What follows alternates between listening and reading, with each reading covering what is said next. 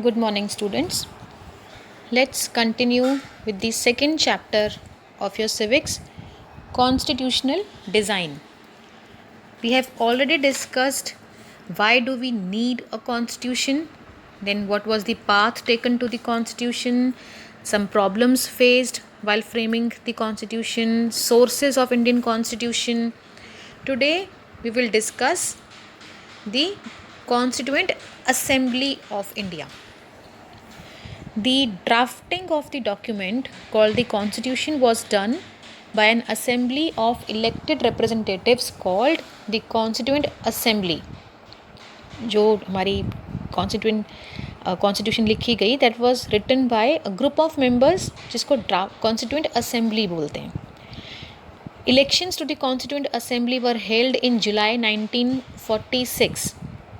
इसमें जो constituent assembly के जो मेंबर्स हैं उनके लिए भी इलेक्शन होल्ड की गई on our own Indian level. Its first meeting was held in December 1946.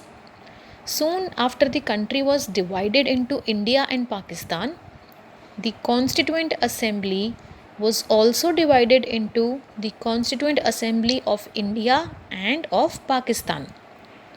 Constituent Assembly बनी 1946 में. That was before independence. Independence में partition हो गया तो कॉन्स्टिट्यूएंट असेंबली जो उन लोगों ने बनाई वो कॉन्स्टिट्यूएंट असेंबली भी हमारे मेंबर्स डिवाइड हो गए. And the constituent assembly that wrote the Indian constitution had 299 members, which means Indian constitution 299 members ने मिलकर लिखी, जिनको टुगेदर हम कॉन्स्टिट्यूएंट असेंबली बोलते हैं. The assembly adopted the constitution on 26 नवंबर 1949. उन्होंने उस टाइम एक्सेप्ट कर ली थी, but it came into effect on 26 January 1950. लेकिन उसको केम इनटू इफेक्ट मतलब लागू कब किया, शुरू कब हुई यूज़ होनी इंडिया में, that was on 26 January 1950. And to mark this day we celebrate January 26 as Republic Day every year.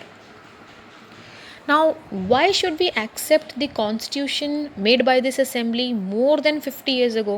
Almost it's been 70 years पहले ये लिखी गई हमारी constitution. हम आज भी इसको accept क्यों करते हैं? Now, that is because the constitution does not reflect the views of its members alone. It expresses a broad consensus of its time.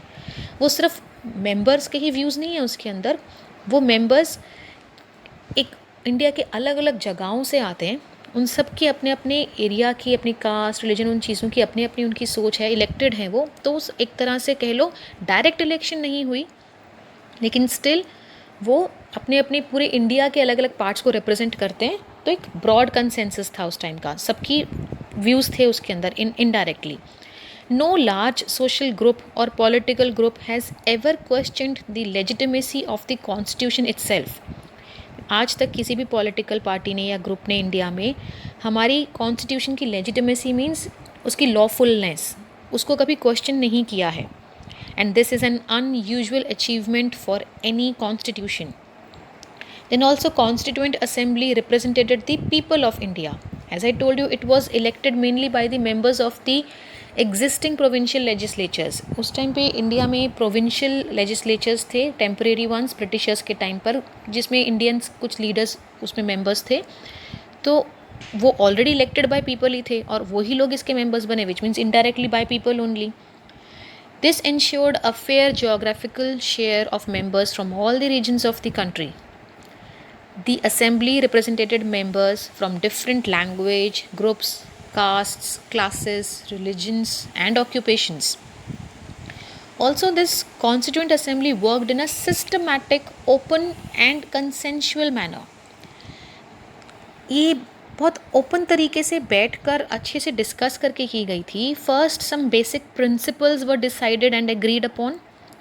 Then a drafting committee chaired by Dr. B.R. Ambedkar prepared a draft constitution for discussion. Draft means इसमें rough points लिखे जाते हैं. पहले discussions हुई, doctor B R Ambedkar chairman थे उस committee के, उन्होंने एक ड्राफ्ट लिखा rough. Then several rounds of thorough discussions took place on the draft constitution, clause by clause. Clause by clause means point by point. And the members deliberated for 114 days spread over 3 years. Every document presented, every word spoken in the Constituent Assembly has been recorded and preserved.